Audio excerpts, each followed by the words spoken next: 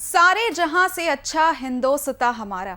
जी हाँ, आज हम बात कर रहे हैं स्वतंत्रता दिवस के बारे में, क्योंकि ये दिन अभिमान का है, भारत माता के मान का है। साथ ही इस दिन से जुड़ी सारी जानकारियों के बारे में हम आपको बताने जा रहे हैं। ये दिन भारत के इतिहास में हमेशा से ही गौरवशाली रहा है। 15 अगस्त 1947 की तारीख सबसे अहम व खास है, क्योंकि इस दिन हमें अंग्रेजी हुकूमत से छुटकारा मिला। गुलामी की बेड़ियों से निकलकर देश के लोग आज चांद पर तक जमीन खरीद चुके हैं।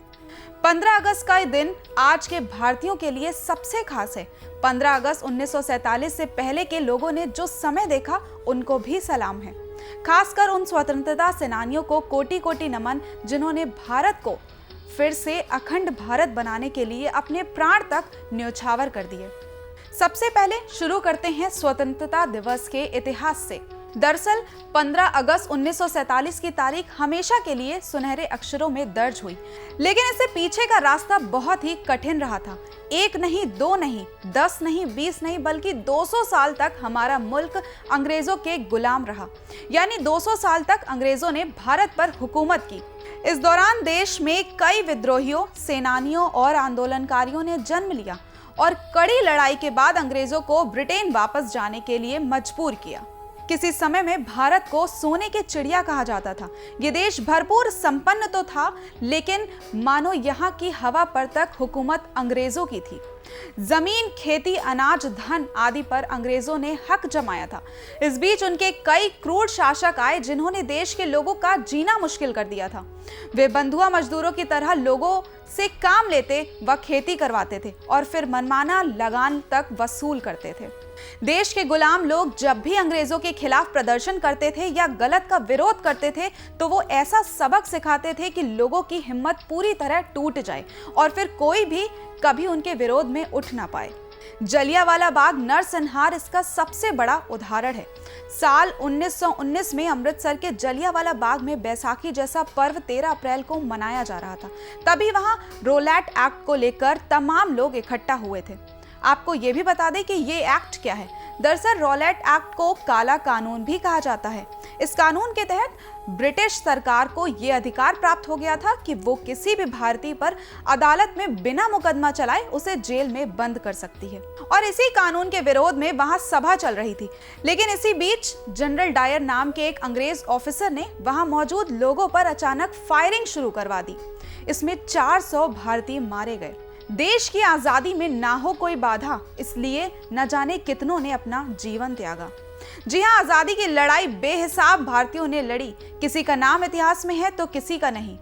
प्रमुख नामों की बात करें तो इनमें रानी लक्ष्मीबाई, भगत सिंह, चंद्रशेखर आजाद, सुखदेव, महात्मा गांधी, सुभाष चंद्र बोस, बाल गंगाधर तिलक, मंगल पांडे, सरदार वल्लभ भाई पटेल, राजगुरु, मौलाना अब्दुल कलाम आजाद सहित कई नाम शामिल हैं। इसी के साथ ही मैं आप लोगों के साथ में कुछ पंक्तियां साझा करना चाहती हूँ। हो समर्पित वतन पे ललन चाहिए, भगत आजाद जैसे रतन चाहिए। मृत्यु के बाद यदि जन्म फिर से मिले, तो भारत ही मुझको वतन चाहिए, तो भारत ही मुझको वतन चाहिए। और इसी के साथ ही पिछले 74 साल से अखंड भारत खुली हवा में सांस ले रहा है। एक समय था जब अंग्रेजों ने भारत में रोजगार, तरक्की व शिक्षा आदि के नाम पर हुकूमत शुरू कर दी थी।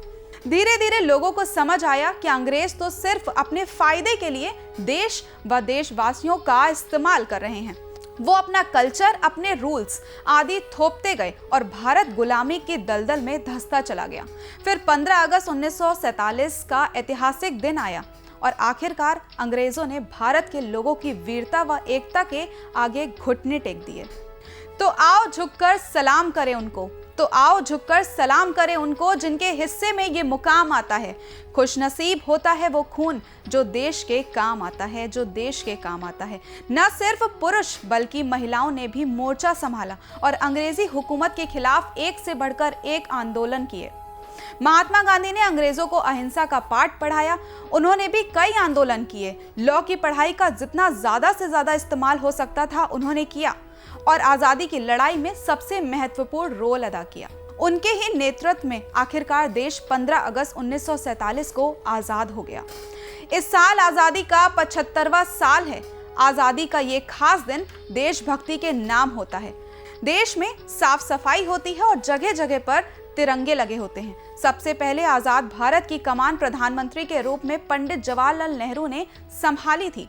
उन्होंने देश की राजधानी दिल्ली के लाल किले पर तिरंगा लहराया था और तब से हर साल 15 अगस्त को यह सिलसिला चलता आ रहा है। उस दिन के बाद से हिंदुस्तान में स्वतंत्रता दिवस का ये दिन राष्ट्रीय पर्व के रूप में मनाया जाने लगा। अंत में मैं बस यही कहना चाहूंगी कि कुछ नशा तिरंगे की आन का है, कुछ नशा मातृभूमि की मान का है। हम लहराएंगे हर जगह इस तिरंगे को, हम लहराएंगे हर जगह इस तिरंगे को। ऐसा नशा ही हिंदुस्तान की शान का है। जय हिंद, जय भारत। दोस्तों, इस खबर के साथ मैं थी चेल्सी सिंह। अगर आप हमें YouTube पर देख रहे हैं तो हमारे चैनल को सब्सक्राइब करें, Facebook पर देख रहे हैं तो हमारे पेज को लाइक करें, और अगर आपको हमारा ये वीडियो पसंद आया है तो इसको लाइक और शेयर ज़रूर करें। शुक्रिया।